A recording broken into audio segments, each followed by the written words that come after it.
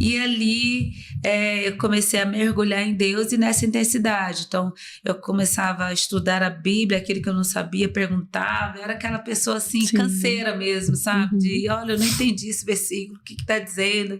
Eu não entendi isso aqui, me ajuda e tal. Então, assim, eu fui crescendo dessa forma em Deus. E nesse jejum de Daniel, a gente orava 3 vezes por dia, pela manhã, meio-dia e 6 da tarde. Foi o primeiro jejum que você fez? Primeiro jejum. Já foi logo pro jejum de Daniel? Logo com o jejum de Daniel. Você se converteu mesmo, viu?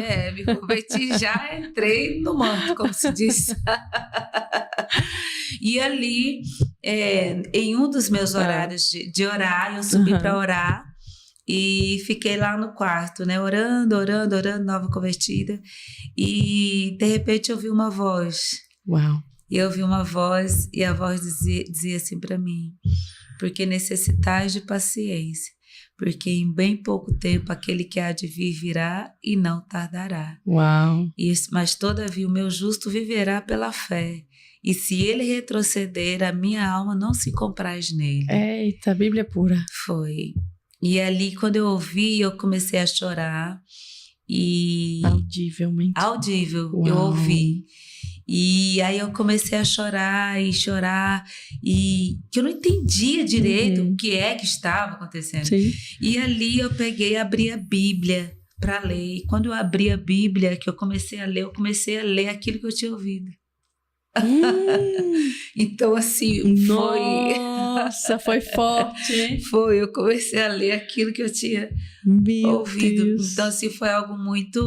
Foi uma experiência, assim, sabe, maravilhosa. Eu senti que eu estava ajoelhada na cama e eu senti do meu lado, assim, uma presença, assim, sabe, abaixando, assim, o colchão. Então, foi algo, assim, maravilhoso, assim, de Deus, sabe? E nesse dia eu disse: Senhor, eu tô aqui para fazer aquilo que o Senhor quiser. E aí comecei a mergulhar mais ainda em Deus. E nesse tempo, tudo que tinha eu estava dentro, tudo era levar sopa para as pessoas na madrugada, e eu trabalhava, eu estudava, e na madrugada daí eu para esse ministério, a gente fazia aqueles caldeirões enormes de sopa e saía para a cidade, para as BRs, para alimentar as pessoas, sabe? A gente encontrava pessoas assim inteiras, pai, filho, mãe, avó, em beira de estrada, morando em barraco de lona, sabe? Sem nada para comer, sem roupa. A gente ia e levava comida, levava roupa, levava a palavra. Então, assim, foram, assim, experiências maravilhosas que eu vivi nesse tempo com esse ministério, sabe? Durante a madrugada. Sim. E eu chegava em casa 3 horas da manhã e dormia, no outro dia já estava acordado para trabalhar, mais um dia para trabalhar. É um vigor do espírito, né? Exatamente. Então, assim, e aí um dia ia ter um jantar para casais, que era um seminário. Eu falei: eu quero estar.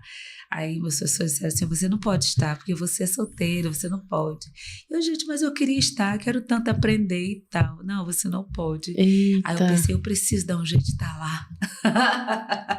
Eu preciso aprender, eu preciso. Aí eu pensei: já sei, eu vou me colocar para servir. Eu cheguei e disse: olha, eu posso ser uma garçonete? Uma garçonete. Eu posso servir dessa forma? Eu disse: não, assim pode. Você, então pronto, tô dentro. E aí fui para servir e aprender ao mesmo tempo.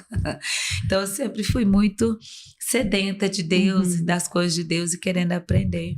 E minha vida foi seguindo, né, com várias experiências muito profundas, né, com Deus, sabe, de presença mesmo com Ele, de momentos assim muito peculiar, foi muito lindo. Tem uma mais marcante? Tem. Foi assim, sobre o meu chamado missionário. Eu orava, intercedia pelas pessoas, né? Toda noite eu orava, intercedia. E aí, num dia, deitei, eu dormi e eu acordei na madrugada. E quando eu acordei na madrugada, eu tive uma visão de um povo com as mãos erguidas para o céu e clamando por socorro. Só que eu não via a fisionomia do povo, não sabia que povo era esse, porque eu não via a face. Mas eu via as mãos erguidas para o céu, clamando a Deus por socorro. Meu Deus. E nisso eu chorava por esse povo e eu dizia, olha, Senhor, eu vou para onde o Senhor quiser, eu vou. E eu intercedia por esse povo. E eu disse ao Senhor, Senhor, eu entrego a minha vida para o Senhor 100%. É 100% tua, sabe? E quando eu disse isso, apareceu uma palavra assim, em branco, escrita assim, prepara-te. Na tua frente. Sim, prepara-te. Meu E fechou. Deus. Como se fosse aqueles negócios escritos de filme, né? Sim. Que é aquele negócio meio... Exatamente. Meu Prepara-te. E fechou assim. E eu chorava e intercedia por esse povo. Amanheceu o dia, eu fui trabalhar. Eu trabalhava numa escolinha infantil. E aí, quando eu cheguei lá no trabalho, aí a minha chefe falou assim, eu preciso falar com você. Eu falei, tá bom. E ali eu fui lá e ela falou assim pra mim, assim, olha, eu vou ter que dispensar você. E eu falei, por quê? E ela disse, não tem nada. As professoras gostam de você, as crianças lhe amam, eu não tenho nada contra você. Mas, porém, eu senti no meu coração que eu tinha que deixar você livre para fazer aquilo que o Senhor tem para fazer na sua vida. E eu quero que você me dê o número da sua conta, porque eu vou depositar para você dinheiro todo mês. Poxa, a mulher já foi usada para ser colaboradora da obra. Colaboradora. E uma mulher de Deus, era uma mulher de não Deus. É para ser guiada, ter toda uma sensibilidade assim, de entender que Deus queria te transicionar e ainda contribuir com isso. Que bênção, pastora. E ali eu falei, Senhor, então agora eu vou me lançar. Então eu me lancei mesmo de cabeça em tudo que eu podia servir a igreja. Eu fui servindo, né? Servindo a igreja em tudo que eu podia, estava em tudo, participava de tudo, né? Eu fui líder, assistente de célula, líder de célula, supervisor de área e sempre trabalhando. E nesse mesmo dia, quando eu fui compartilhar com meus pastores isso, e aí eles... pastor Elaine, pastor José Paulo, eles disseram para mim assim, olha, Deus deu pra gente um mapa de algo muito interessante, que era o globo do mundo, né? O mapa do Brasil e uma seta saindo de Minas Gerais, de Alfena, para as nações da terra. Que coisa linda. Isso, nós não sabemos como será isso, mas tem a ver com aquilo que você está dizendo. Sim. E eu achava assim, gente... Quando eu vi tudo aquilo, vi aquele povo, essa palavra tudo, eu ficava pensando assim, eu não vou compartilhar isso com ninguém, porque eles vão achar que eu sou doida. Crente tem dessas coisas, né? Eu não vou dizer um negócio desse, não. Senão, exatamente. Ou eu tô doida ou eu sou mentiroso. Exatamente. Vão achar que eu tô doida, então eu não vou dizer, né, assim, os detalhes. Mas eu cheguei para eles e compartilhei, né, o que eu tinha vivido.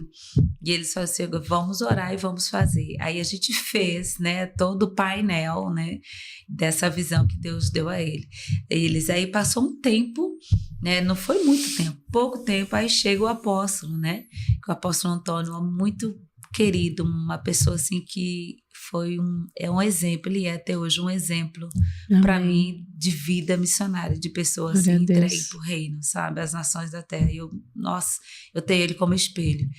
E ali ele chegou, né, e na igreja, ele era pastor já das Américas, né, e ali ele chegou e fez uma reunião, uma mesa enorme, sabe, de madeira, cheia de gente, e manda chamar a Maria Saboia lá, e eu lá no meio daqueles pastores, e aqueles, sabe, as pessoas tão capacitadas, e eu, ai meu Deus, e eu lá naquela mesa, e aí... Nisso, ele começa a falar como foi que Deus foi falando, né, mostrando a ele a questão de uma equipe missionária que sairia lá daquela igreja e tal. E foi falando pessoa por pessoa e falou meu nome. Então, assim, naquela hora, eu fiquei assim branca. Pensa. Eu fiquei assim branca e eu fui escorregando assim para debaixo da mesa. Ficou nervosa. Eu perdi as forças, sabe? Eu perdi as forças assim. Eu falei, meu Deus, é verdade, meu pai, é verdade. né? E eu pensei assim, meu Deus, eu entreguei 100%, mas não sabia que era ser tão rápido as coisas. Nossa, vai...